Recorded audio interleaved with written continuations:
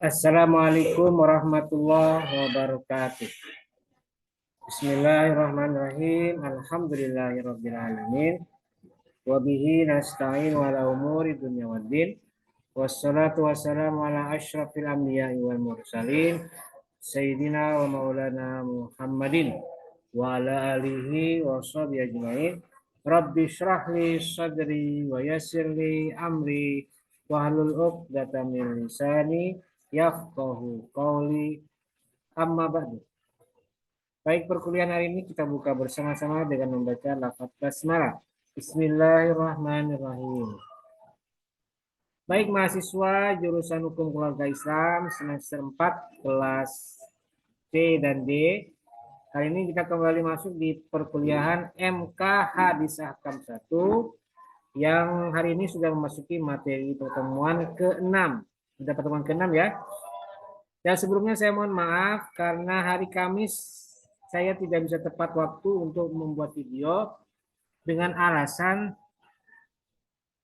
cuaca di daerah saya sedang buruk dan tidak bersahabat sehingga saya agak sedikit kesulitan dalam proses pembuatan video karena di rumah saya ini sangat terpengaruh dengan adanya cuaca yang buruk, jadi tidak bisa maksimal dalam membuat video. Jadi terpaksa hari Jumat ini baru saya rekam video ini dan itu saya minta maaf. Semoga kalian tetap semangat mengikuti perkuliahan sebagaimana kewajiban kalian mengikuti perkuliahan di semester genap tahun akademik kali ini yaitu 2023-2024. Baik, sekarang kita sudah memasuki pertemuan ke-6. Dan sebelum saya lanjutkan, saya sampaikan bahwa insya Allah minggu depan kita akan bertemu di kelas secara langsung, secara offline.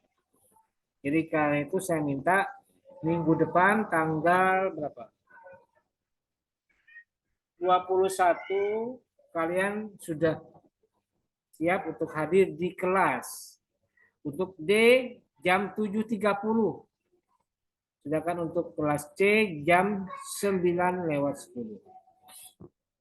Dan nanti untuk pertemuan ke-7 saya akan sampaikan pendalaman hadis dan pembagian kelompoknya seperti biasa untuk hadis yang akan dibahas pada hari ini. Oke, itu ya sebagai pemberitahuan. Dan sekarang kita akan masuk materi ketiga, yaitu hadis Nabi Muhammad SAW yang terkait dengan hadis tentang sholat dua. Oke. Saya kenapa kasih kalimat kata-kata dua karena hadis sholat itu agak panjang, agak banyak yang saya ambil. Jadi saya bagi dua. Oke, kita langsung ke modul ya. Hadis sholat dua.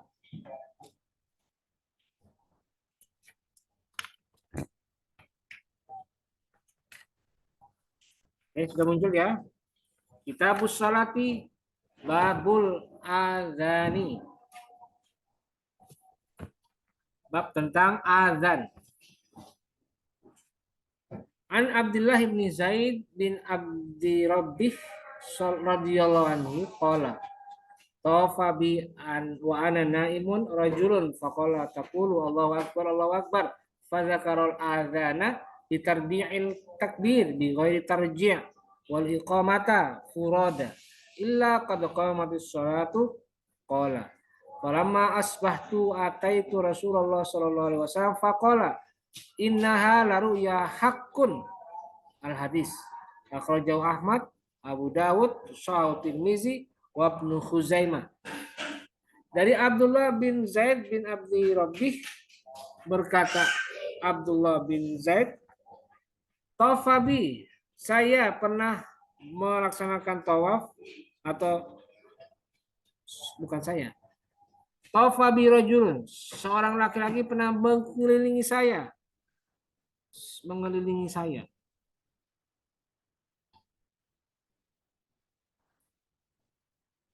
siapa seorang laki-laki wa ana naim sedangkan saya sedang tidur, artinya Abdullah bin Zaid ini sedang mimpi dan dia ceritakan bahwa dalam mimpinya itu dia dikelilingi oleh seorang laki-laki.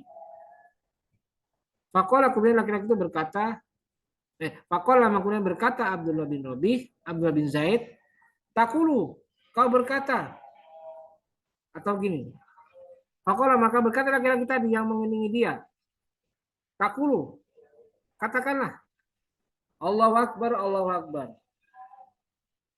Jadi membaca takbir, Allahu Akbar, Allahu Akbar. Pada Quran dia sebutkan azannya.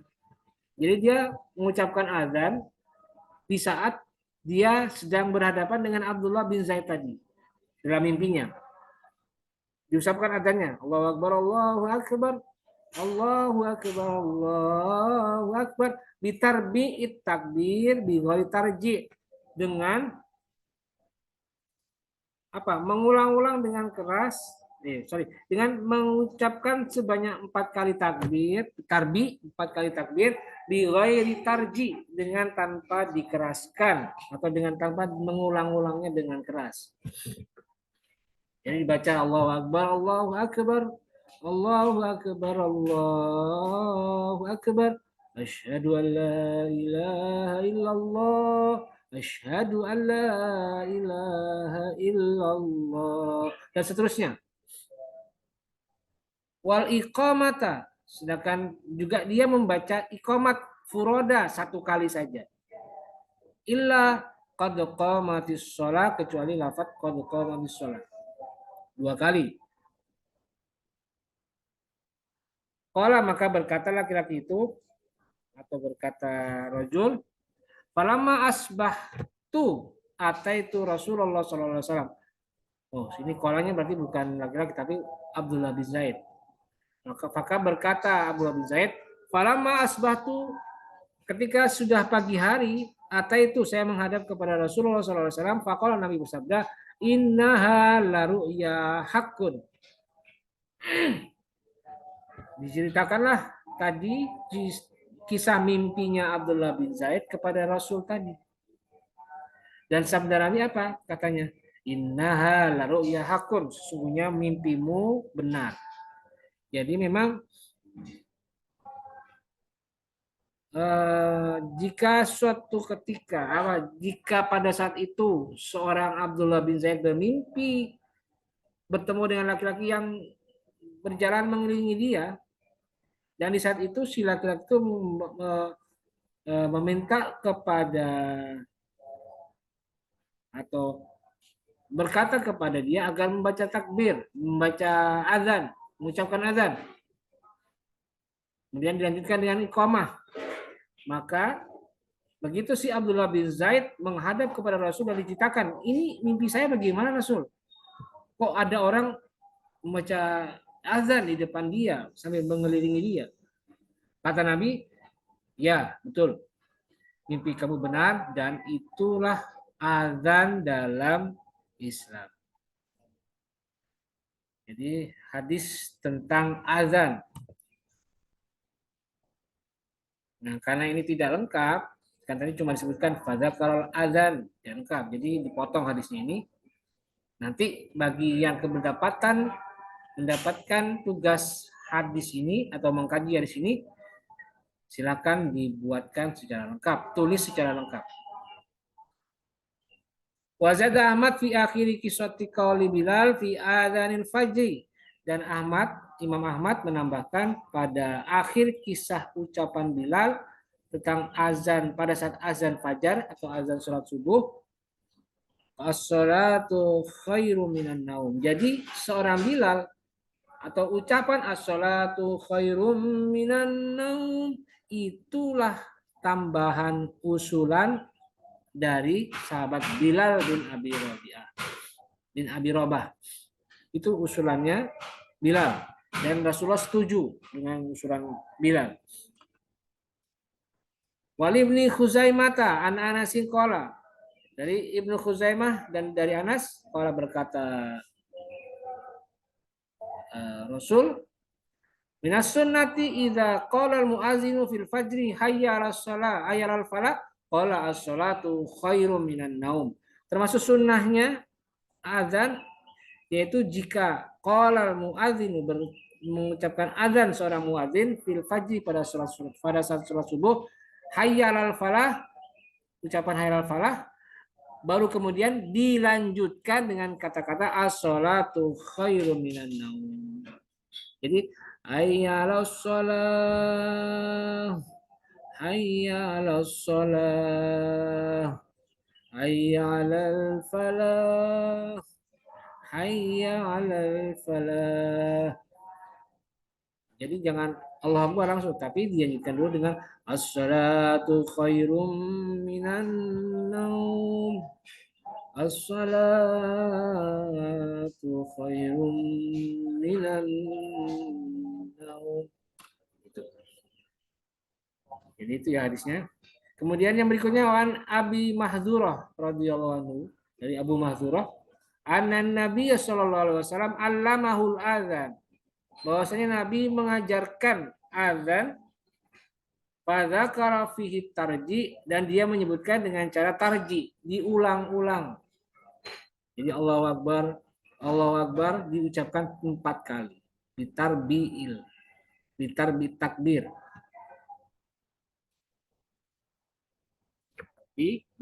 Ditarji. Pada fi tarji dengan diucapkan ulang-ulang dengan suara yang keras.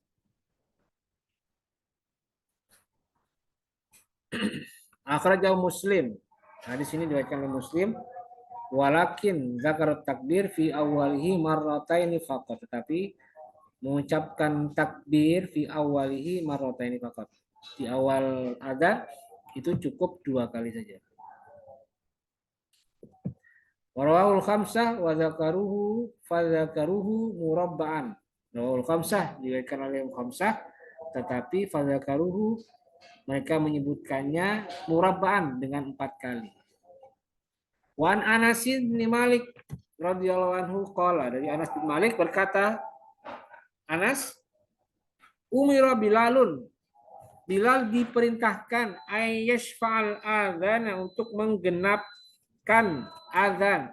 Jadi digenapi azan itu. Maksudnya apa? Ya dibaca 4 kali. Wa yutirul iqamah, dan mengganjilkan qomat, iqamah 1 kali saja. Illal iqamata, kecuali kalimat iqamah, yaitu ucapan qad qamatis shalah, dibaca yashfa'a ay yashfa'al iqamah. Jadi kalau qomat, Nabi diberitakan oleh Rasul agar menggenapkan azan. Tetapi untuk witir diganjilkan, dibaca 1 kali saja. Kecuali lafaz qad qamatis shalah. Muttafaqun alaih wa lam yadhkur Muslim al-istisna. Tetapi Imam Muslim tidak memberikan lafaz illal iqamah. Walin Nasai, dan menurut Imam Nasai, amaran Nabi sallallahu alaihi wasallam Bilalan. Nabi memerintahkan Nabi kepada Bilal, memerintahkan Nabi kepada Bilal. Kalau tadi kan umiro Bilalun, ini ya, umiro Bilalun. Kalimatnya naibul fa'il. Kalau ini amaro, kalau Nasai amaro. Baik, berikutnya hadis yang selanjutnya, Wan Abi Juhaifata radhiyallahu anhu qala, ra'aitu Bilalan yu'adzinu wa atatabba'u fahu hahuna wa hahuna wa isba'ahu fi udhunaihi, rawahu Ahmad wa Tirmizi wa sahahu. Dari Abu Juhaifah, berkata Abu Juhaifah, ra'aitu, saya melihat Bilal yu'adzinu, sedang melafalkan azan, wa atatabba'u fahu, dan dia dan mengikuti mulutnya. Artinya kalau dia sedang azan, dia ikuti arah azannya. Jadi seperti begini ya. Allahu akbar. Saya contohkan ya. Saya contohkan. Jadi bila tuh begini. Dari kanan dulu. Allahu Akbar, Allahu Akbar. Jadi kalau Bilal ke sebelah kanan, arahnya ke sebelah kanan, maka mulutnya juga sama. Allahu Akbar, Allahu Akbar. Ke kiri juga begitu. Jadi diikuti. Wa isbahu fi udhunai, dan kemudian kedua jarinya itu dimasukkan ke dalam telinga. Jadi begini. Allahu Akbar, Allahu Akbar. Nah, begitu ya. Tangannya diletakkan di lubang lubang telinga. Rawahu Ahmad wa Tirmidzi wa sahahu. Kembali. Wali Ibnu Majah dan Ibnu Majah, dan menurut Imam Ibnu Majah, wajala isba'i fi udhunaihi, dan kalimatnya beda, bukan wa isba'ahu tetapi wajala isba'aihi. Dan menurut Imam Abu Dawud, lawa unukahu lama balagha hayya shalah yaminan wa shimalan walam yastadri. Menurut Imam Abu Dawud dikatakan lawa unukahu, menggerakkan unukahu, Bilal unukahu kepada lehernya. Jadi kayak begitu nih. Diputar. Diarahkan ke kanan, arahkan ke kiri. Walamma balagha hayyara shalah yaminan wa shimalan. Dan ketika sampai di ucapan hayyara shalah, yaminan digelengkan ke kanan, wa shimalan dan ke kiri. Walam yastadi, tapi tidak diputar. Jadi badannya tidak diputar, tapi cuma kepalanya saja. Wasluhu fi sahihain, dan aslinya kalimat itu fi sahihain, ini di dalam dua sahih, Bukhari dan Muslim. Berikutnya wa an Jabirin an Samurata. Wa an Jabir bin Samurata radhiyallahu anhu maqala, dari Jabir bin Samurah berkata, Jabir, shallaitu ma'an Nabi sallallahu alaihi wasallam ala idaini ghaira marratin wala marrataini.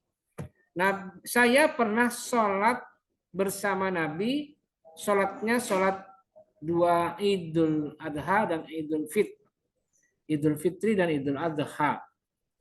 Ghaira maratin wala marratain, tidak cuma sekali dan dua kali saja, tapi sering. Dan di saat itu sholat Id itu bi ghairi adzanin wala iqamatin, tanpa menggunakan adzan dan iqamah. Rawahu Muslim, hadis riwayat Muslim. Wa nahwuhu fil muttafaq, dan seperti yang ada di dalam kesepakatan hadis Bukhari dan Muslim, wa ani bin Abbas radhiyallahu anhu wa ghairuhu.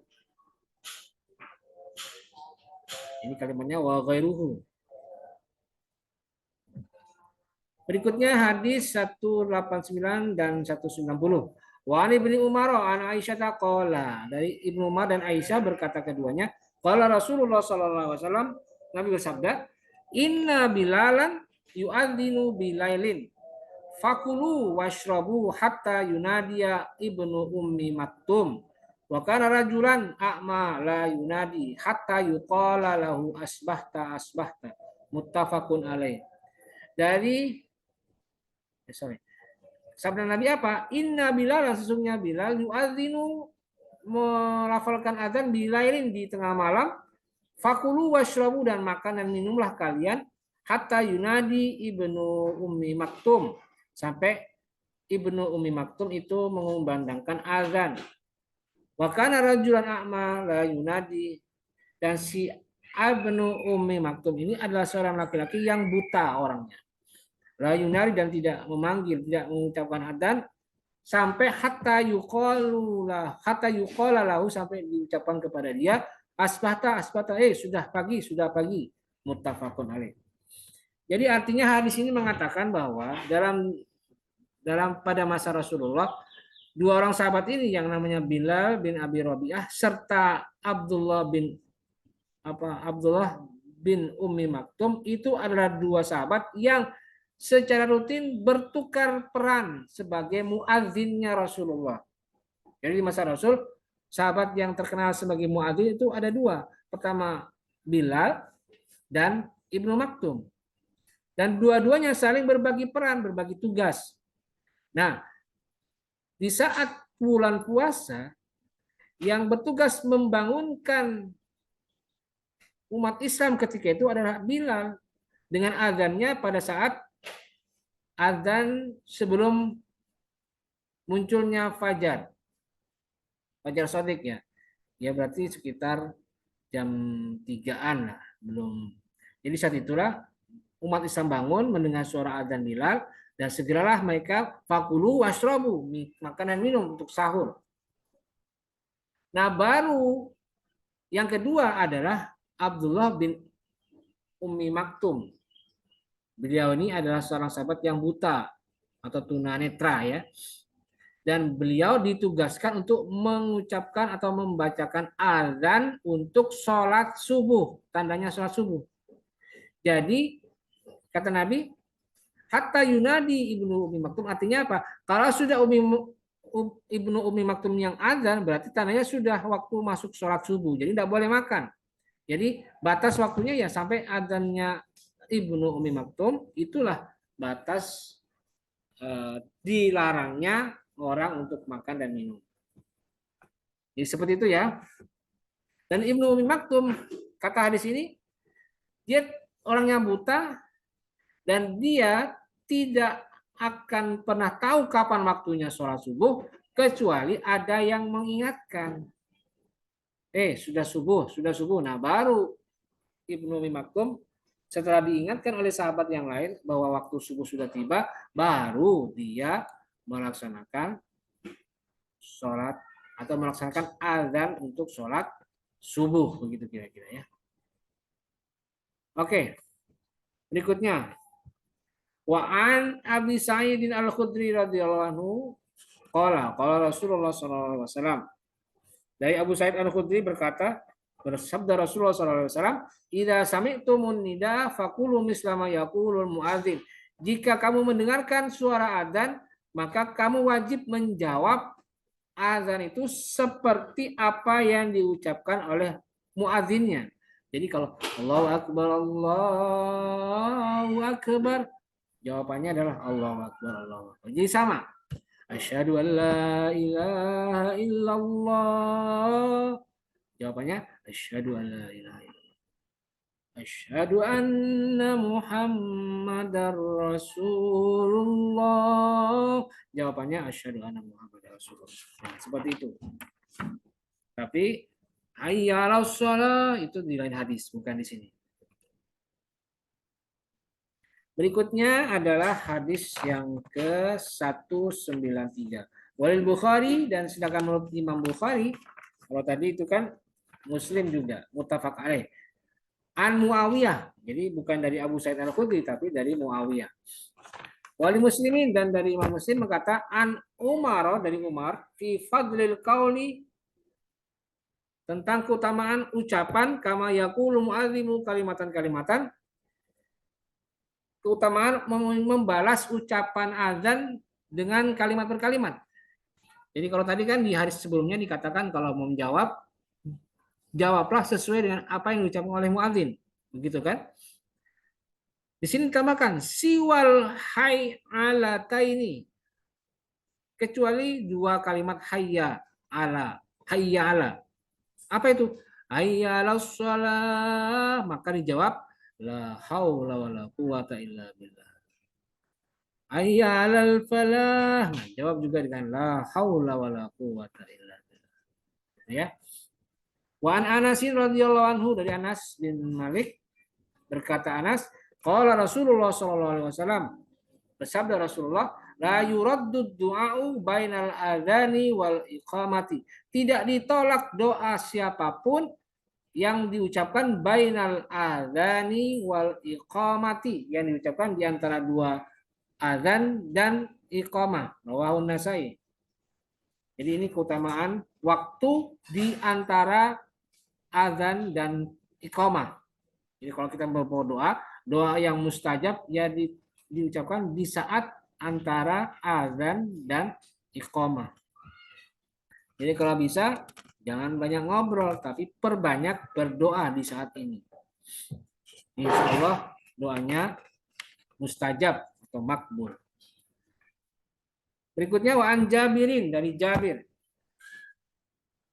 radhiyallahu anhu anna Rasulullah sallallahu alaihi wasallam qala, berkata, bersabda Rasulullah, man qala hina yasmaun nida, barang siapa yang mengucapkan hina yasmaun nida, ketika sesudah mendengarkan adzan, Allahumma rabba hadhihi da'wati tammah wassalatil qaimah ati Muhammadanil wasilata wal fadilah wa ba'athu maqamam mahmudan alladzi wa'ata, maka halat lahu syafaati yaumal qiyamah.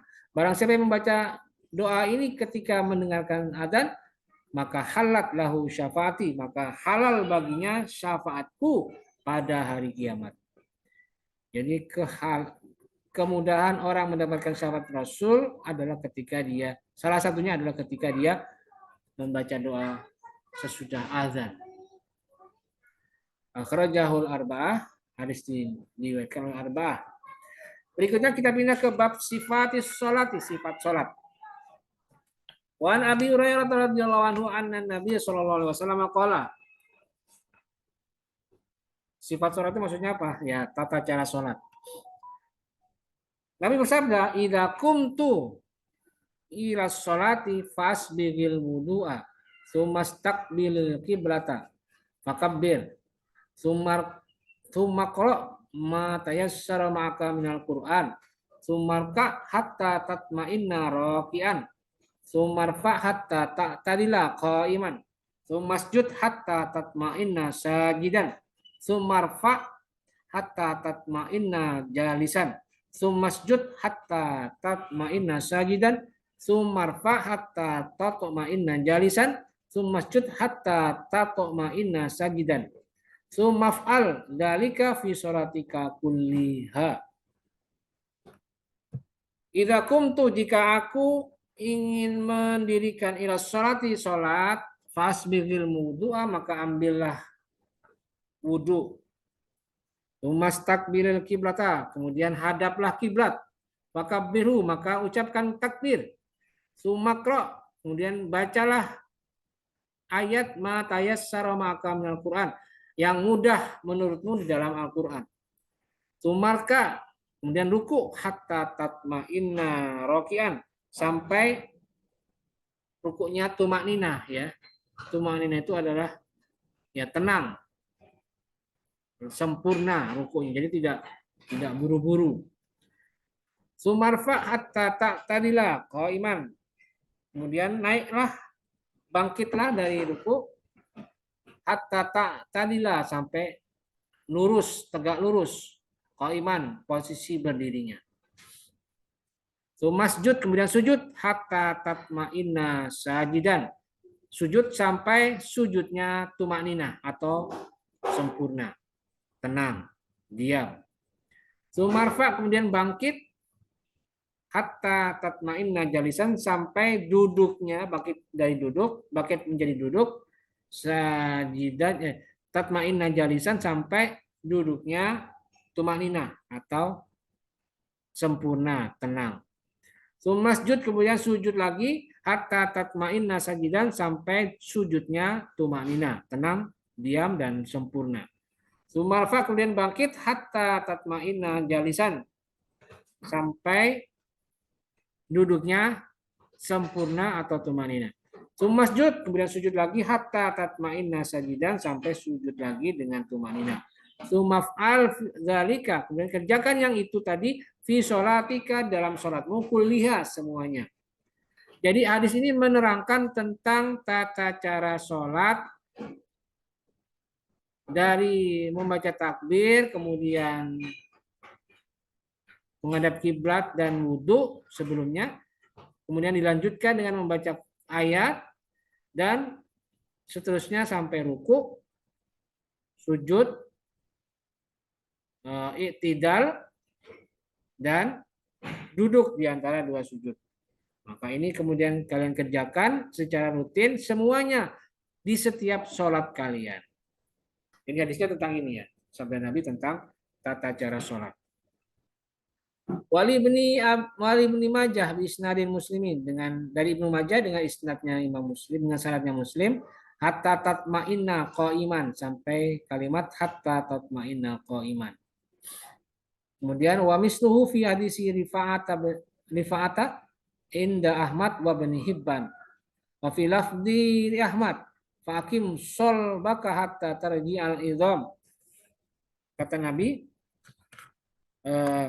Fakim, maka berdiri tegaklah. Tegaklah kamu, solbaka, tulang belakangnya. Jadi tegak itu maksudnya apa? Akim solbaka, tegaklah, tegakkan tulang belakangmu. Jadi tidak bungkuk ya. Hatta tarji'al idhama, sampai kembali dalam keadaan sempurna dan keadaan tenang apa tulang-tulang kalian. Itu ya. Itu posisi tegak. Jadi tidak membungkuk, tidak agak sedikit miring dan lain sebagainya. Walin Nasai, dan menurut Imam Nasai wa Abu Dawud dan Abu Dawud min hadis Rifa'ah bin Rafi, dari hadis Rifa'ah bin Rafi, innaha lan tatimmu sholatu ahadikum hatta yusbighal wudu'a kama amarahullah tsumma yukabbiru wa yahmadu wa yusniya alaihi. Sesungguhnya lan tatimma, tidak akan sempurna sholatu ahadikum, sholat kalian, hatta yusbigha wudu'a, sampai dia mengambil wudu, kama amarahullah, sebagaimana yang sudah Allah perintahkan, tsumma yukabbirullah, kemudian membaca takbir kepada Allah, wa yahmadu, dan tahmid, wa yusniya alaihi, dan menyanjung Allah. Jadi ini juga tambahan ya, hadis tentang pentingnya mengambil wudu terlebih dahulu.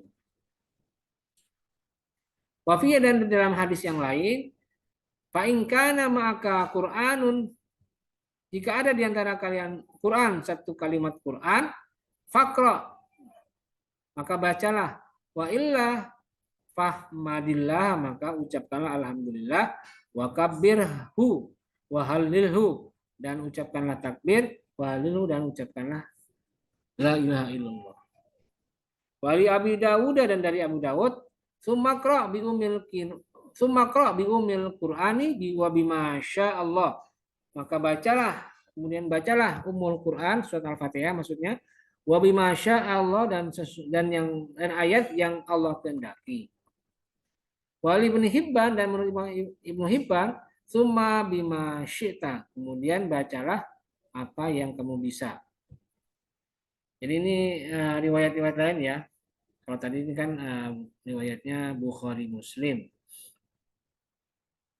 atau akhrajul as-sab'ah, 7 rawi atau 7 imam yang menceritakan ada di sini. Berikutnya kita lanjutkan. Wa an Abi Humaidin As-Sa'idi radhiyallahu anhu qala, Abu Humaid As-Sa'idi radhiyallahu berkata, ra'aitun nabiyya sallallahu alaihi wasallam, saya pernah melihat Nabi, idza kabbara ja'ala yadayhi hadwa mankibaihi, jika Nabi mengucapkan takbir, maka ja'ala yadayhi hadwa mankibaihi, beliau menjadikan kedua tangannya hadwa mankibaihi, sejajar dengan dua bahu. Jadi kayak begini ya, sejajar. Allahu akbar gitu. Wa idza raka'a amkana yadaihi min rukbataihi, dan ketika beliau ruku, maka amkana yadaihi, meletakkan kedua tangannya ke min rukbataihi, dari kedua lututnya, jadi tangan di lutut. Tsumma hasara zahrihi, kemudian meluruskan punggungnya. Hasara zahrihi, meluruskan punggungnya. Jadi diluruskan ya, kalau ruku punggungnya harus lurus sejajar dengan mata air. Nah, lurus. Lurus ya. Wa idza rafa'a ra'sahu, ketika apa namanya?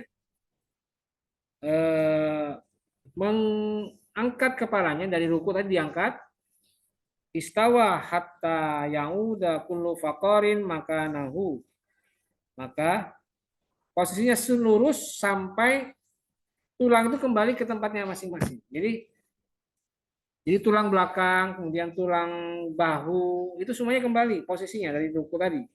Jadi kalau merasa ada tulangnya yang tidak kembali seperti sedia kala, berarti belum sempurna rukunya.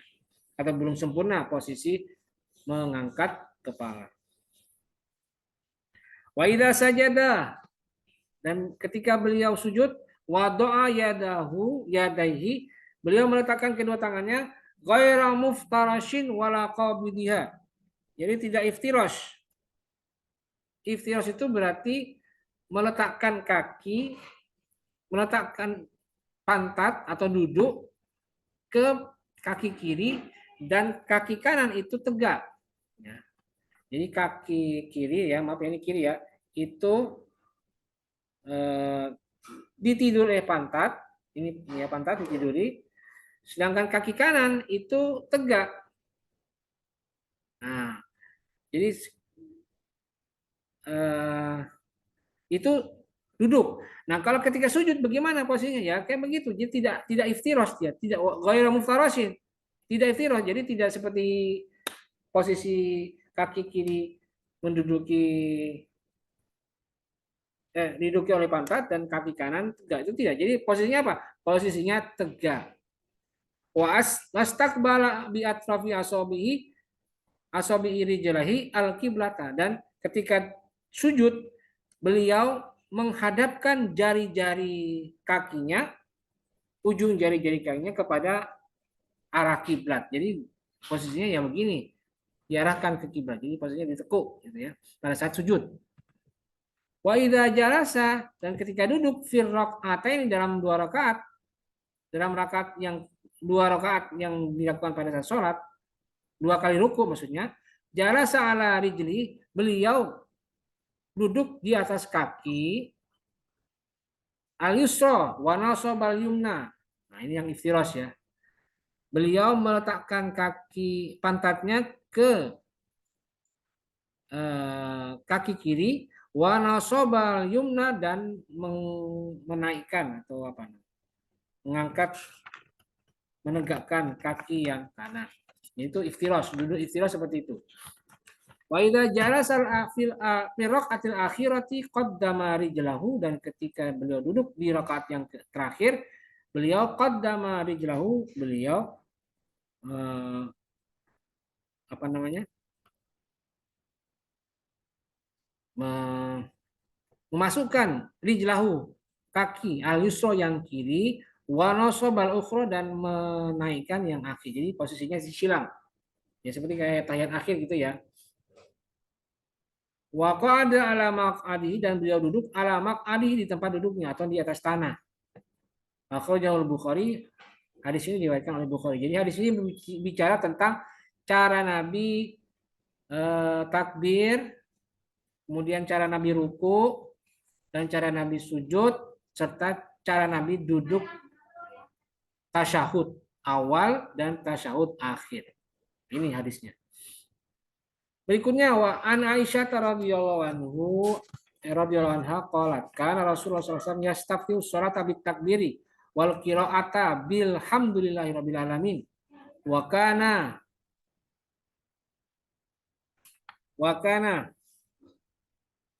idza raka'a lam yushkhis ra'sahu wa lam yusayyibhu walakin baina dzalika wa kana idza rafa'a min ar-ruku'i lam yasjud hatta yastawiya qa'iman wa idza rafa'a min as-sujudi lam yasjud hatta yastawiya jalisan wa kana yaqulu fi kulli rak'ataini at-tahiyyah wa kana yafrishu rijlahu al-yusra wa yunsibul yumna kana yanha an uqbatis syaitan wa yanha an yaftarisha rajulu zira'ihi iftirasha sam'i wa kana yukhtamu sholatu bit taslimi akhrajahu Muslim walahu illatun. Oke, baik, karena kebetulan saya rekam ini pada saat mau berbuka puasa, jadi saya istirahatkan dulu perkuliahan kita pada hari ini, dan kita akan lanjutkan pada saat nanti saat selesai sholat tarawih. Oke, saya kira itu. kita lanjutkan. Terima kasih. Assalamualaikum warahmatullahi wabarakatuh.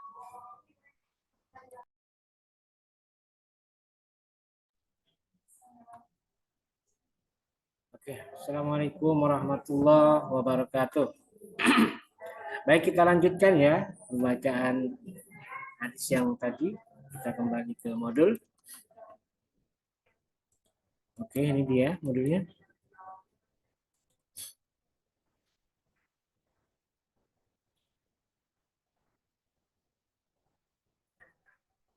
Oke, baik.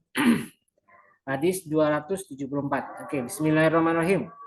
Wa an Aisyah radhiyallahu anha qalat kana Rasulullah sallallahu alaihi wasallam yastaftihu as-salata bitakbiri wal qira'ata bi alhamdulillahi rabbil alamin. Wa kana idza raka'a lam yushkhis ra'sahu wa lam yusawwibhu walakin baina dzalik. Wa kana idza rafa'a min ar-ruku'i lam yasjud hatta yastawiya qa'iman. Wa idza raka'a wa idza rafa'a min as-sujudi lam yasjud hatta yastawiya jalisan. Wa kana yaqulu fi kulli rak'ataini at-tahiyyah. Wa kana yafrishu rijlahu al-yusra wa yansibul yumna. Wa kana yanha an uqbatis syaitan wa yanha ay yaftarisha ar-rajulu zira'aihi iftirasha sub'i. Wa kana yukhtamu as-salata bitaslimi akhrajahu Muslim walahu illatun. Dari Aisyah radhiyallahu anha qalat, berkata Aisyah, karena Rasulullah sallallahu alaihi wasallam yastaftihu. Nabi pernah membuka as-salata, membuka salat bitakbiri dengan takbiratul ihram. Dengan membaca takbiratul ihram. Wal qiraati, dan kemudian membaca bil alhamdulillahirabbil alamin, membaca surat Al-Fatihah. Wa kana, dan Nabi idza raka'a, jika beliau ruku, lam yushkhis, tidak mengangkat ra'sahu, kepalanya, wala yusawwibhu, dan juga tidak menundukkan kepala. Walakin baina dzalik, tapi di antara keduanya. Jadi ukuran ruku itu adalah antara berdiri dan nunduk. Jadi nunduknya tidak terlalu nunduk ke bawah, tapi cukup sekedar masih bisa bangkit. Jadi ya ukurannya ya biasa gitu ya. Posisi rukunya biasa, tapi dengan catatan lurus bahunya, pundaknya dengan kepala lurus. Jadi andai kata di atas pundak itu ditaruh air atau ditaruh gelas yang isi air, itu tidak akan jatuh, begitu kira-kira. Jadi jangan terlalu menunduk dan juga tidak terlalu mendongak ke atas. Wa kana, dan Nabi idza rafa'a minar ruku'i lam yasjud. Jika beliau mengangkat dari ruku atau setelah ruku, lam yasjud, beliau tidak sujud, hatta yastawiya qa'iman, sampai sempurna qa'iman, berdirinya. Jadi Nabi kalau sudah ruku tidak sujud, tapi beliau berdiri dulu sebentar, tumanina, selesai, baru beliau sujud. Kemudian wa idza rafa'a minas sujudi, wa idza rafa'a minas sujud, dan ketika beliau berdiri atau bangkit dari sujudnya, lam yasjud, beliau juga tidak sujud, hatta yastawiya jalisan, sampai sempurna jalisan, duduknya. Jadi posisi beliau bangkit dari sujud, beliau tidak langsung sujud lagi. Kalau ketika sujud yang pertama selesai, beliau tidak langsung sujud kedua kalinya, tidak buru-buru, tapi duduk dulu, duduk sempurna, tidak terburu-buru, dan kalau sudah cukup, baru beliau sujud lagi yang kedua kalinya. Wa kana, dan beliau yaqulu fi kulli rak'ataini at-tahiyyah, dan beliau mengucapkan setiap rakaatnya, setiap rakaat duanya itu, atau setiap dua rakaatnya, beliau membaca at-tahiyyah, tahiyat awal dan tahiyat akhir. Wa kana, dan beliau yafrishu rijlahul yusra wa yansibul yumna, beliau yafrisu duduk, rijlahu di kakinya yang kiri. Jadi beliau ketika tahiyat duduk dan posisi kaki itu diduduki oleh pantat beliau. Wa yansibul yumna dan kaki kanannya diangkat, ditegakkan, diluruskan. Wakana dan beliau yanha melarang an uqbatis syaiton dari duduknya setan. Maksudnya adalah beliau melarang sikap kakinya itu seperti sikap duduknya setan. Maksudnya apa? Jadi kalau duduk, kalau tadi ada iftiras ya, duduk iftiras. Nah, kalau itu boleh. Yang tidak boleh adalah beliau melarang duduk seperti duduknya setan. Bagaimana? Duduk di atas tumit. Jadi duduk di atas tumit itu dilarang, tidak boleh karena merupakan duduknya setan. Wayanha an uqbatis syaiton. Wayanha dan juga beliau melarang an ayyaftarisha ar-rajulu zira'aihi iftirasha sab'i. Beliau melarang ayyaftarisha menidurkannya menidurkannya seorang laki-laki, seseorang zira'aihi kepada lengannya, kedua lengannya, iftirasha sab'i seperti duduknya atau tidurnya hewan binatang liar, binatang buas. Jadi kalau sujud, yang dilarang adalah ketika posisinya tidur dan membiarkan kedua tangannya itu tergeletak dari ujung jari sampai sini. Ini ditempelkan ke lantai. Nah, itu tidak boleh, dilarang oleh Rasul karena mirip dengan tidurnya binatang buas. Jadi kalau kalian lihat ya, hewan macan atau hewan singa atau harimau, biasanya hewan itu kalau mau menangkap mangsanya, misalnya sedang mengincar hewan rusa misalnya, mau dimakan, mau diterkam, maka posisinya adalah seperti itu. Kaki belakangnya dia tekuk, kemudian kaki depannya dia sembunyi-sembunyi. Dia tekan ke bawah, ke lantai, ke tanah, dan di saat itu dia sedang mengincar hewan incarannya. Dan tangannya biasanya hewan buas itu ditempelkan semuanya ke tanah. Dua-duanya dari ujung kakinya yang kanan kiri sampai ke bagian pangkal tangannya, pangkal kakinya yang depan. Semuanya ditempelkan. Itu dalam posisi siaga. Nah, ini yang tidak boleh kalau dilakukan oleh orang yang sedang sholat dan posisinya sujud. Sujud itu harus tetap yang menempel ke lantai adalah kedua telapak tangan.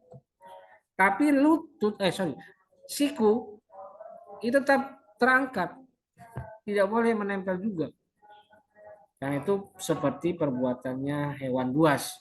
Dan itu dilarang oleh Rasulullah. Wakana yuhtamus sholat, dan beliau juga mengakhirkan sholatnya bitaslimi dengan salam. Akhrajahu Muslim walahu illatun.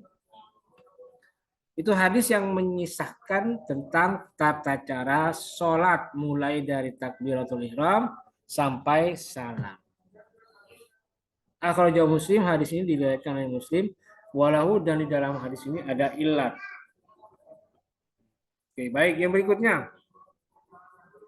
Wa ali ibni Umar radhiyallahu anhuma. Dari Ibnu Umar radhiyallahu anhuma, anna Nabiy sallallahu alaihi wasallam kana yarfa'u yadayhi hadwa mankibaihi idza iftataha sholata wa idza kabbara lirruku'i wa idza rafa'a ra'sahu minar ruku'i. Nabi pernah mengangkat kedua tangannya ketika takbiratul ihram pada saat mau memulai sholat. Beliau mengangkat kedua tangannya dengan ukuran hadwa mankibaihi, sejajar dengan kedua bahu. Jadi angkatnya begini ya. Allahu Akbar. Itu sejajar kedua bahu. Wa idza kabbara liruku, dan juga jika beliau takbir pada saat ruku. Jadi setelah inna a'tayna kal kautsar fasholli li rabbika wanharina syani'aka wal abtar. Beliau takbir Allahu Akbar langsung ruku. Jadi pertangannya juga sama Allahu Akbar. Dan juga wa idza rafa'a ra'sahu minar ruku, dan ketika beliau mengangkat kepalanya minar ruku dan ruku. Sami Allahu liman hamidah. Jika diangkat tangannya sejajar dengan kedua bahu. Muttafaqun alaih. Berikutnya wa fi hadis Abi Humaidin, dari hadisnya Abu Humaid inda Abi Dawud, menurut Abi Dawud, yarfa'u yadaihi hatta yuhadhiya bihima mankibaihi summa yukabiru. Kalau kalimatnya Abu Dawud begini, yarfa'u yadaihi hatta yuhadhiya bihima han mankibaihi summa yukabiru. Jadi kalimatnya beda, bukan hadhu mankibaihi tapi yuhadhiya bihima mankibaihi. Sedangkan menurut Muslim dari Malik bin Al-Huwairis sama seperti hadisnya Ibnu Umar, nahwa hadis Ibnu Umar, sama seperti hadisnya Ibnu Umar yang tadi di atas, yang tadi hadwa mangkibahi. Tetapi beliau juga mengatakan hatta yuhadhiya bihima furu'a uzunaihi. Nah, pakai tambahan standarnya beliau. Muslim ini ditambahkan apa? Hatta yuhadhiya bihima furu'a udzunahi, sampai sejajar kedua tangannya dengan furu'a udzunahi, ujung telinganya. Jadi gini, agak naik sedikit ya, bukan bahu tapi lurus dengan telinganya. Nah, jadi banyak versi redaksi hadisnya yang menceritakan tentang bagaimana tata cara Nabi ketika takbiratul ihram. Nah, ini termasuk hadis mutawatir maknawi. Kalau dalam ulumul hadis, hadis mutawatir itu ada dua, mutawatir lafzi dan mutawatir maknawi. Kalau mutawatir lafzi jelas, satu hadis matannya sama, itu diriwayatkan oleh banyak rawi dan mutawatir hukumnya.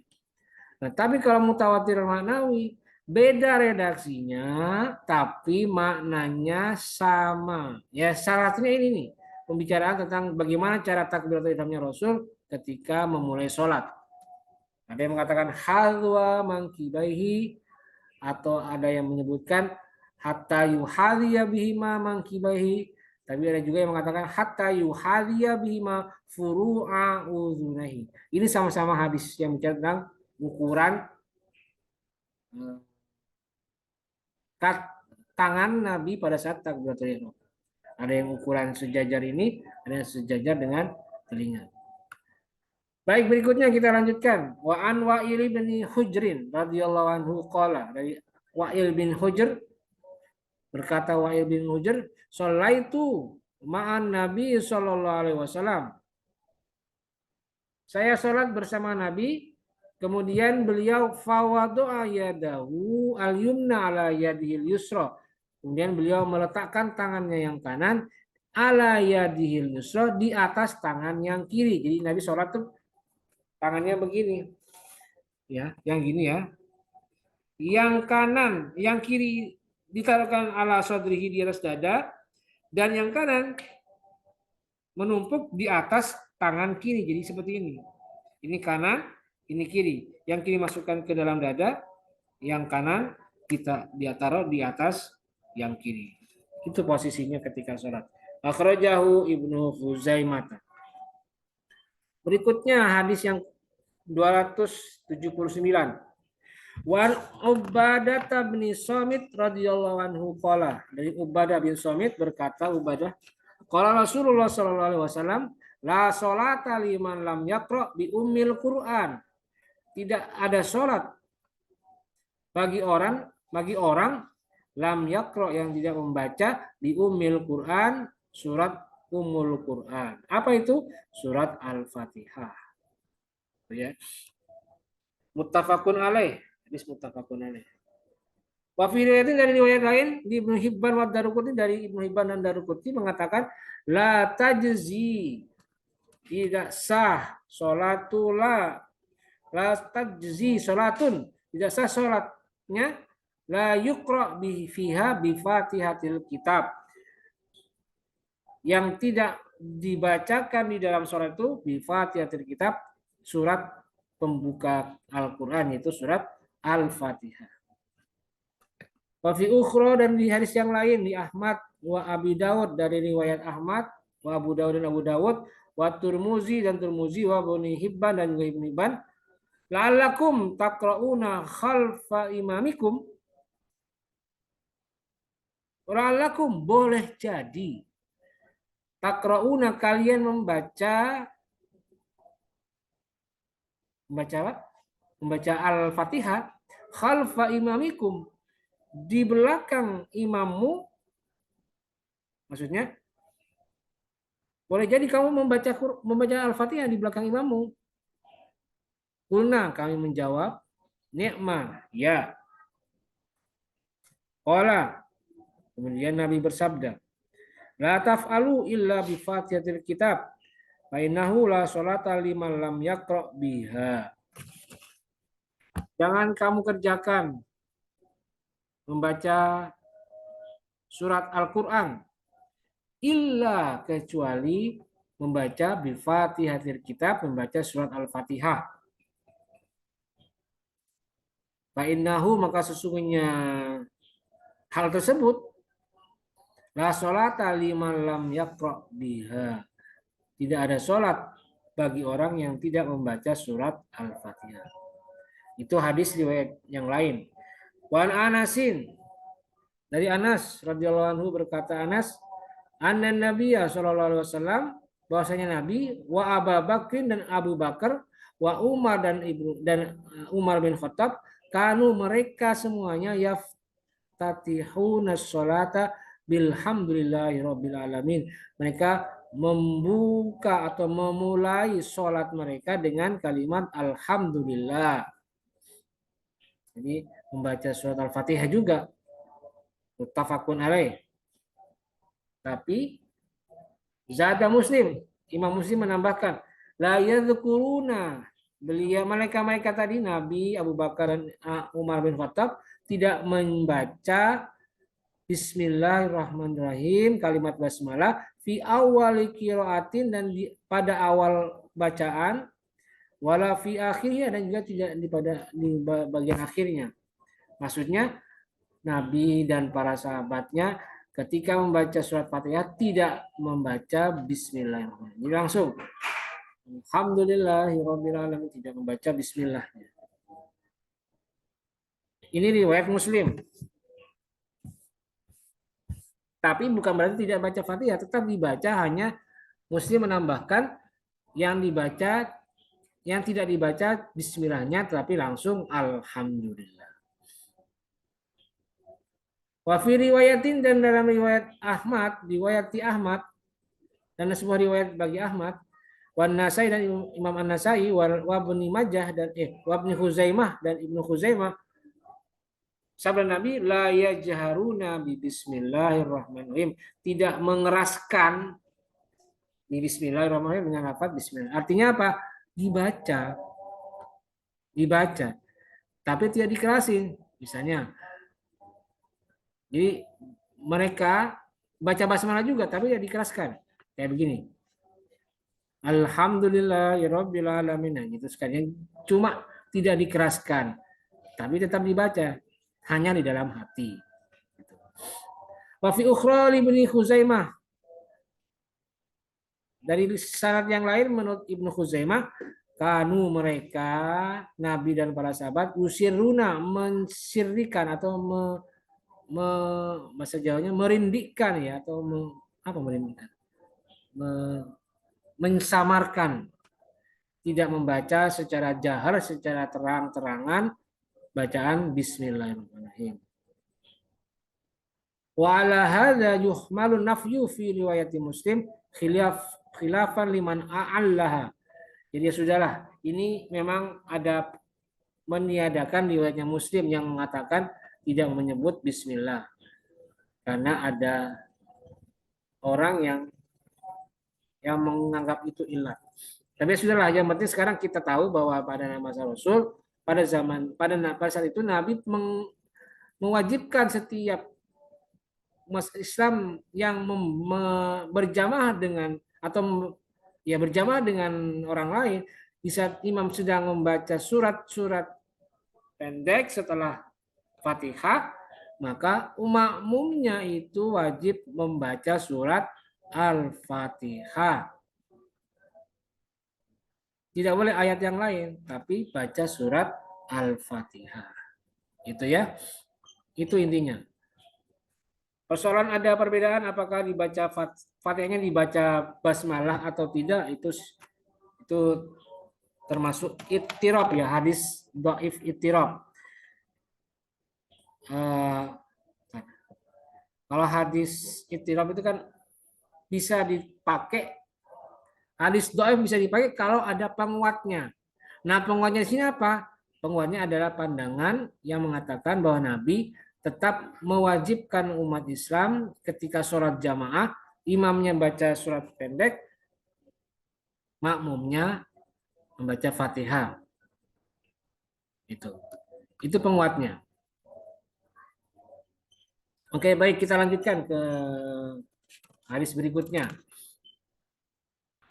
Wa an Abi Hurairah radhiyallahu anhu qala kana Rasulullah sallallahu alaihi wasallam idza qama ila sholati yukabbiru hina yaqumu tsumma yukabbiru hina yarka'u tsumma yaqulu sami Allahu liman hamidah hina yarfa'u sulbahu minar ruku'i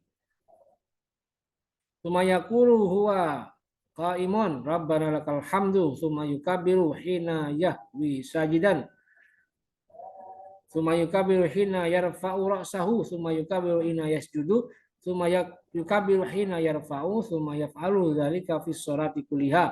Wa yukabiru hina yaqumu min isnataini ba'dal julusi muttafaqun. Jadi hadis ini menjelaskan tentang di mana saja saat sholat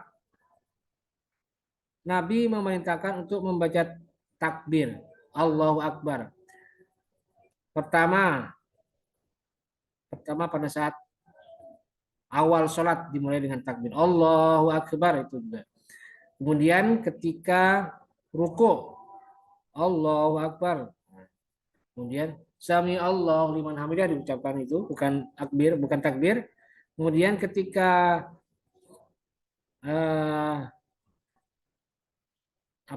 ketika berdiri setelah membaca Sami Allahu liman hamidah, Rasul membaca Rabbana lakal hamdu. Setelah itu takbir lagi ketika beliau sujud. Nah, tsumma yukabbiru hina yahwi sajidan. Ketika beliau sujud, takbir lagi. Allahu Akbar, sujud. Kemudian beliau takbir lagi ketika bangkit dari sujud. Hina yarfa'u ra'sahu. Kemudian ketika sujud lagi, beliau takbir. Allahu Akbar. Tsumma yukabbiru hina yarfa'u, kemudian takbir lagi ketika bangkit lagi dari sujud. Jadi tsumma yaf'alu dzalika fi sholati kulliyah, semua beliau lakukan ketika sholat. Nah, jadi rutinitas Nabi ketika beralih dari ruku ke sujud itu takbir, dari sujud ke sujud takbir, dari berdiri ke ruku itu takbir. Yang tidak hanya pada saat dari ruku ke bangkit kembali. Sami Allahu liman hamidah. Nah, baru dari ruku ke sujud, takbir lagi. Dan itu beliau terapkan semua sholatnya. Setiap sholatnya beliau terapkan semuanya. Dan juga beliau ketika bangkit dari duduk, beliau juga takbir Allahu Akbar. Gitu ya. Muttafaqun alaih, hadis ini diriwayatkan oleh Imam Bukhari Muslim. Berikutnya adalah wa an Sa'id Abi Sa'idin Al-Khudri. Abu Sa'id Al-Khudri radhiyallahu anhu qala bersabda, berkata Abu Sa'id Al-Khudri, kala Rasulullah sallallahu alaihi wasallam idza rafa'a ra'sahu min ar-ruku'i qala Allahumma lakal hamdu mil'us samawati wal mil ardi wa mil'u ma Rabbana lakal hamdu mil'us samawati wa mil al ardi wa mil ama syi'ta min syai'in ba'du ahlas sana'i wal majdi haqqu ma qala al abdu wa kulluna laka abdun Allahumma la mani'a lima a'taita wa la mu'tiya lima mana'ta wa la yanfa'u dzal jaddi minkal jaddu. Jadi ini bacaan ketika beliau bangkit dari ruku. Jadi kan Allahu Akbar subhana rabbiyal azim wa bihamdi 3 kali, baru sami Allah liman hamidah bangkit dari ruku, kemudian pada saat bangkit dari ruku beliau membaca Rabbana lakal hamdu dan seterusnya. Ini bacanya. Rawahu Muslim, hadis riwayat Muslim. Berikutnya hadis nomor 297. Wa an Ibni Abbas radhiyallahu anhuma, dari Ibnu Abbas berkata Ibnu Abbas qala Rasulullah sallallahu alaihi wasallam, Nabi bersabda, umirtu an asjuda ala sab'ati a'zumin. Saya diperintah untuk bersujud. Nah, ini Nabi yang langsung bersabda ya. Saya diperintah oleh Allah tentu saja untuk bersujud ala sab'ati a'zumin, di atas 7 anggota badan. Di atas 7 anggota badan. Apa saja itu? 1, alal jabhati, di dahi, bagian dahi ya, di sini ya. Wa asyara biyadihi ila anfi, dan beliau memberikan tanda tangannya ke bagian sini. Nah, ini ditunjukkan dahinya mana ini nih, di sini. Wal yadaini, dan kedua tangan. Jadi yang pertama dahi, kedua dua tangan, 3 ya jadinya. Waruk bataini, dan 2 lutut. Jadi 5 ya, tadi 1, 3, 5, ini 5, 2 lutut. Ditambah lagi wa atrafil qadamaini, dan kaki, ujung kaki, 2 ujung kaki. Ini pas 7 ya. 5 tadi tambah 2 ini 2 ujung kaki berarti 7. Jadi Nabi diperintahkan oleh Allah untuk sujud dengan posisi 7 anggota badan ini ikut menopang badannya Rasul. Gitu.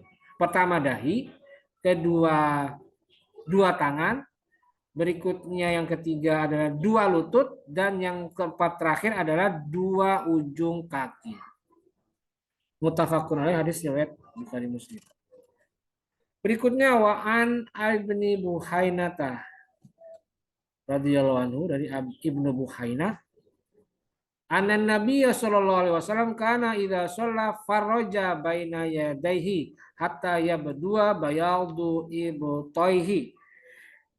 Nabi itu pernah idza shalla, ketika beliau sholat, faraja baina yadayhi, beliau merenggangkan, faraja merenggangkan, baina yadayhi, kedua di antara, merenggangkan di antara kedua tangannya. Jadi maksudnya beliau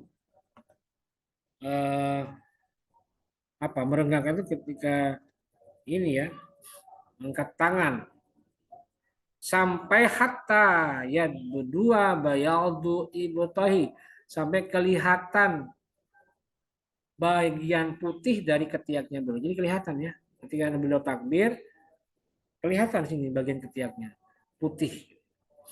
Muttafaqun alaih, hadis riwayat Bukhari Muslim.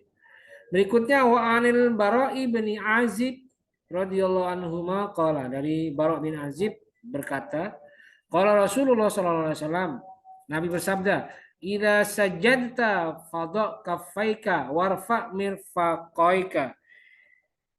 Jika kalian sujud, fadok, maka letakkanlah kafaika, kedua telapak tanganmu. Warfa mirfaqaika, dan angkat kedua sikumu. Nah, kayak tadi itu.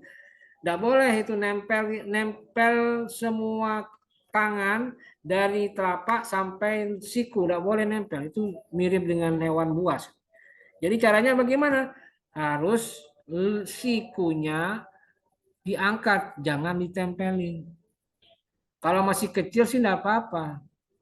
Kalau masih belum balik, lagi belajar sholat enggak apa-apa. Tapi kalau udah balik, sudah tamyiz, sudah dewasa, sudah rasyid, ya wajib dong. Ketika sujud itu sikunya jangan ikut-ikutan nempel ke lantai atau ke tempat sajadah. Ya. Rawahu Muslim, hadis riwayat Muslim. Berikutnya kita pindah ke hadis 314. Loncat ini tadi ya. Dari 299 langsung ke 314. Wa Abdullah bin Mas'udin radhiyallahu anhu, dari Ibnu Mas'ud berkata, Ibnu Mas'ud, iltafata ilaina Rasulullah sallallahu alaihi wasallam faqala. Iltafata ilaina, Nabi menoleh ilaina kepada kita. Nabi menengok, noleh. Ada apa ini? Faqala, kemudian bertanya. Maka kemudian bersabda Nabi, idza shalla ahadukum, jika kalian salat di antara, jika salah seorang di antara kalian itu salat, falyaqul, maka ucapkanlah at-tahiyatu lillah wassalawatu wattayyibatu.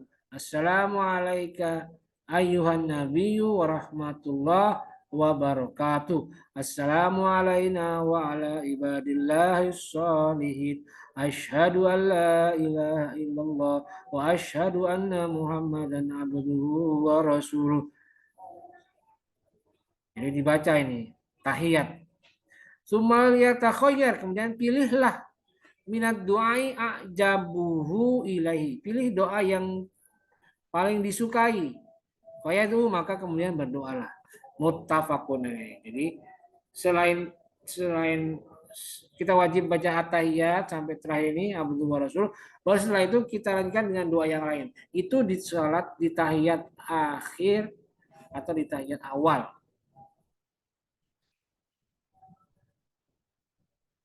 Nah, kalau di versi Imam Syafi'i ya ditambahkan asyhadu an la ilaha illallah wa asyhadu anna muhammadar rasulullah. Allahumma shalli ala sayyidina Muhammad wa ala ali sayyidina Muhammad. Wa shallaita ala sayyidina Ibrahim wa ala ali sayyidina Ibrahim. Wa barik ala sayyidina Muhammad wa ala ali sayyidina Muhammad.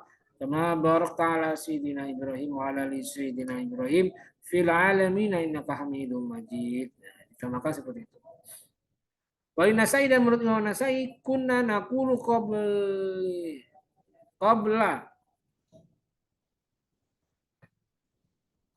ayyufrada alaina tasyahud. Kami membaca sebelum diwajibkannya tasyahud kepada kita. Wali Ahmad, dan menurut Ahmad, anna nabiyya allamahu tasyahud wa amarahu ayyu'allimahun nas. Nabi mengajarkan doa tasyahud. Wa amarahu, dan beliau perintahkan untuk diajarkan kepada manusia yang lain. Wali Muslimin, dan menurut Imam Muslim, an Ibnu Abbas, dari Ibnu Abbas berkata, Ibnu Abbas, karena Rasulullah SAW yu'allimuna tasyahud, at-tahiyatul mubarakatuh sholawatu lillah ila akhiri. Jadi diajarkan tasyahud, kalimatnya ini dia. Tahiyatul mubarakatuh sholawatu lillah dan seterusnya. Nah, itulah kewajiban membaca tahiyat atau tasyahud. Sama itu. Baik, berikutnya kita pindah ke bab sholatul jamaati wal imamati. Sholat jamaah dan imamah. Pengimaman atau imam. An Abdullah bin Umar, dari Ibnu Umar, Abdullah bin Umar radhiyallahu anhuma, anna Rasulullah sallallahu alaihi wasallam qala, bahwasanya Rasulullah bersabda, sholatul jamaati afdalu min sholatil fardhi bisab'in wa isyrina darajatan. Sholat jamaah itu afdol, lebih utama daripada sholatul fardhi, sholat sendirian. Utamanya bagaimana? Bisab'in, dengan 7, was isyrina 20 derajatan, 27 derajat. Muttafaqun alaih, hadis riwayat bersama antara Bukhari dan Muslim. Walahuma, dan menurut Bukhari Muslim juga, an Abi Hurairah, dari Abu Hurairah, bi khamsin wa isyrina juz'an dengan keutamaan 25 bagian. Wa kadzal Bukhari dan juga menurut Bukhari an Abi Sa'id dari Abu Sa'id berkata darajatan derajat. Jadi intinya adalah sholat jamaah lebih utama 27 derajat atau 25 bagian daripada sholat sendirian. Itu keutamaan sholat jamaah. Berikutnya adalah hadis tentang apa ini? Abu Hurairah ya, riwayat Abu Hurairah yang mengisahkan tentang betapa pentingnya tadi sholat jamaah. Nabi bersabda, "Walladzi bi nafsi biyadihi laqad hamamtu ain amura bi hatabin fayuh tatoba. Suma amura bis salati fayu'adzina laha. Suma amura birajulan fayauman nasa. Suma ukhalifu ila rijalin la yashhaduna as-salata. Fa uharriqu alaihim buyutahum." Dan demi diriku di mata Allah atau di dalam kekuasaan Allah, laqad hamamtu, sesungguhnya aku telah ingin an amuro, untuk menyuruh, untuk memerintahkan bihatabin, untuk mengumpulkan kayu bakar, payuh tatamu, kemudian dibakar. Jadi disuruh kumpulkan kayu bakar, kemudian disuruh untuk dibakar. Suma amur, kemudian aku perintahkan untuk disolah, untuk sholat, fayu'adzina laha. Kemudian aku perintahkan juga orang untuk mengumandangkan azan. Suma amur, kemudian aku juga perintahkan rajulan, seorang laki-laki, fayauman nasa, untuk memimpin jamaah sholat. Suma ukhalifu ila rijalin la yashhaduna. Kemudian ukhalifu, saya pergi menyelisihi, ya. Ukhalifu, pergi menyelisih ila rijalin, kepada kelompok orang la yashhaduna sholata, yang tidak menghadiri sholat. Fa uharriqu alaihim buyutahum. Kemudian saya perintahkan juga untuk membakar rumah-rumah mereka. Walladzi nafsi biyadihi, dan demi jiwaku di dalam kekuasaan Allah, lau ya'lamu ahaduhum annahu yajidu arkan saminan, andai kata mereka tahu bahwa sesungguhnya apa itu yajidu fadlu sholatil isya, fadlu sholatil jamaah, utama sholat jamaah, menemukan arkan saminan, arkan tulang yang saminan, yang ada dagingnya atau yang berdaging, au mirma'ataini hasanataini, atau daging yang berada di antara dua rusuk hasanataini, yang bagus keduanya. La syahidan isya'a, niscaya mereka akan melaksanakan sholat berjamaah isya. Nah, syahid dari isya, mereka akan menyaksikan mereka berjamaah sholat isya. Jadi artinya di sini Nabi sedikit mengancam tentang orang yang tidak pernah mau berjamaah sholat isya. Disinilah betapa pentingnya sholat isya dilakukan secara berjamaah, karena memang keutamaan sholat itu berjamaah sangat kelihatan, terutama pada saat sholat isya dan sholat subuh, ya. Bahkan andai kata mereka tahu keutamaan sholat isya berjamaah, mereka pasti akan minta minta hadiah berupa daging yang bagus. Daging yang berada di antara dua rusuk itu kan bagus. Mirma'ataini hasanataini, itu bagus, daging yang paling top. Ibaratnya itu daging tenderloin tuh yang paling bagus itu. andai kata mereka tahu keutamaan sholat jamaah Isya itu. Jadi disitulah. Dan juga Nabi mangkel, kesel. Karena mereka tidak mau melaksanakan sholat Isya berjamaah, mereka Rasulullah ingin membakar rumah-rumah mereka itu. Karena saking tidak pedulinya mereka. Nabi sampai mau mengancam, saya akan bakar rumah-rumah mereka. Fauharriko alaihim buyutahum. Itu saking keselnya mungkin Rasulullah.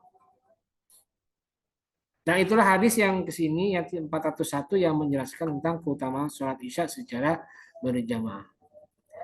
Berikutnya hadis 402 anhu dari Abu Hurairah juga qala, berkata Abu Hurairah, qala Rasulullah sallallahu alaihi wasallam, Nabi bersabda, asqalus sholati alal munafiqina.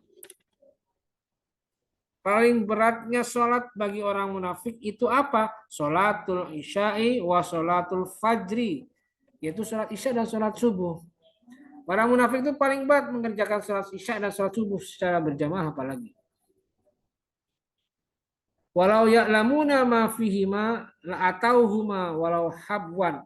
Andai kata mereka tahu akan keutamaan sholat isya dan sholat subuh secara berjamaah, niscaya mereka akan datang kepada sholat isya dan sholat subuh walau habwan, meskipun mereka dalam keadaan merangkak.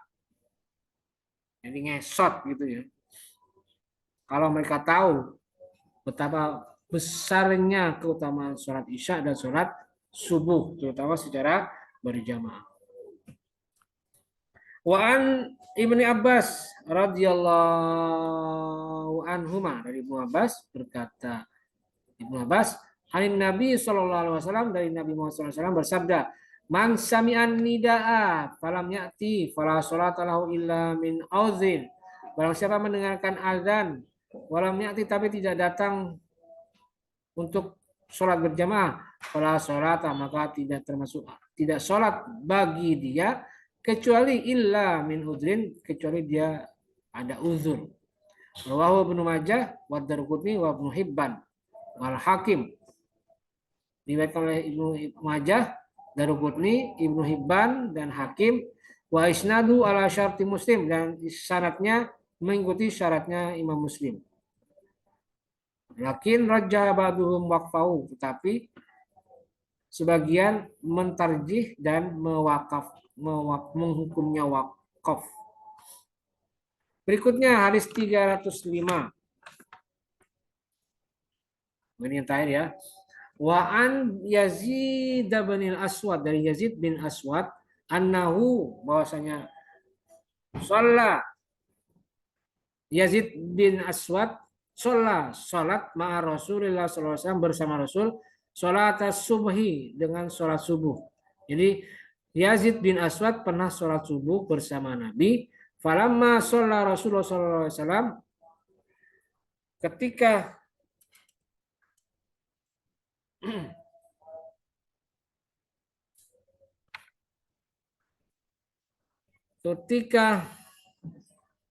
salat, idza huwa bi rajulaini lam yusalliya, tapi tiba-tiba ada dua orang laki-laki itu tidak sholat. Fada abihima, kemudian Nabi mengajak mereka.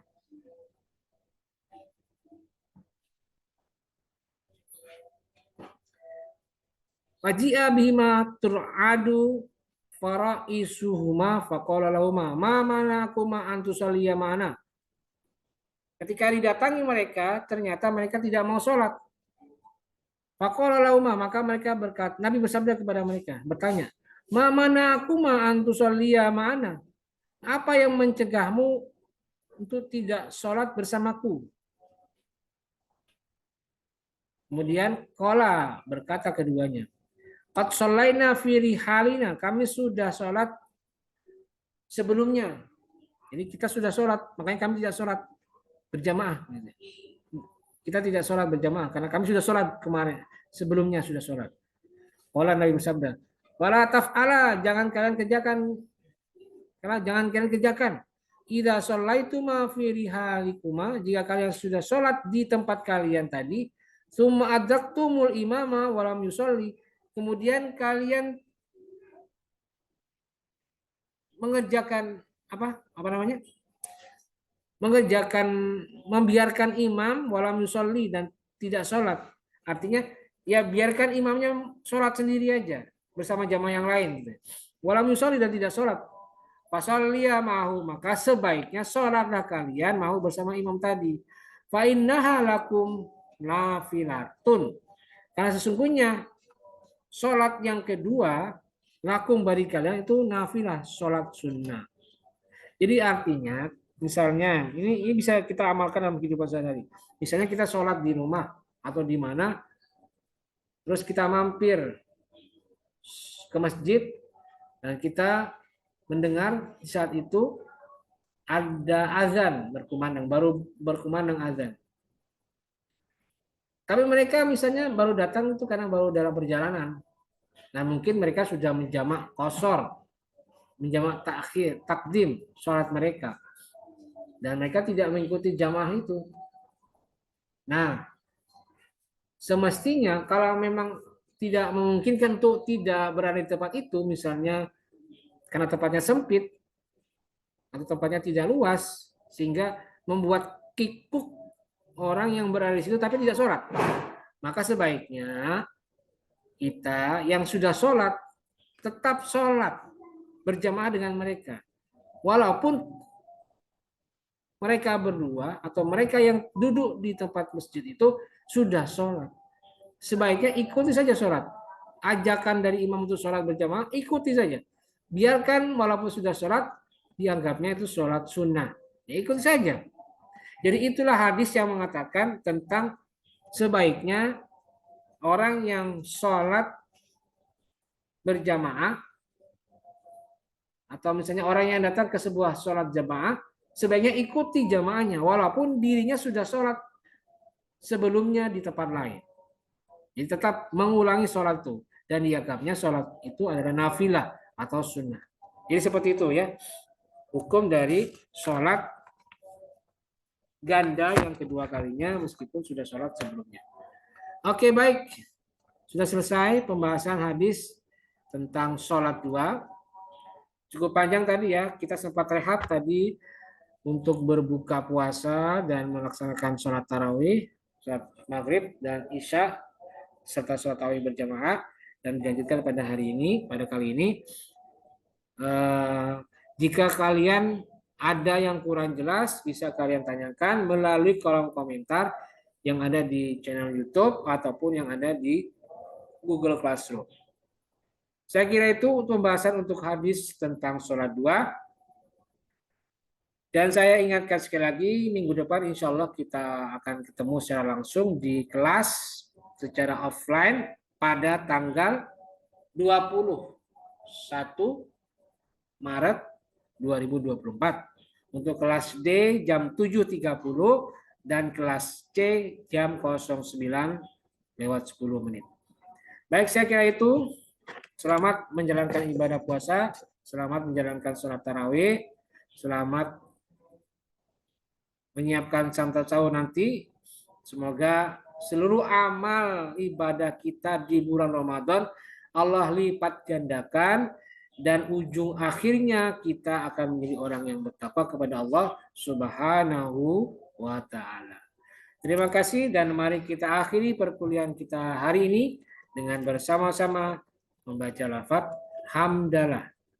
Alhamdulillahirabbil alamin.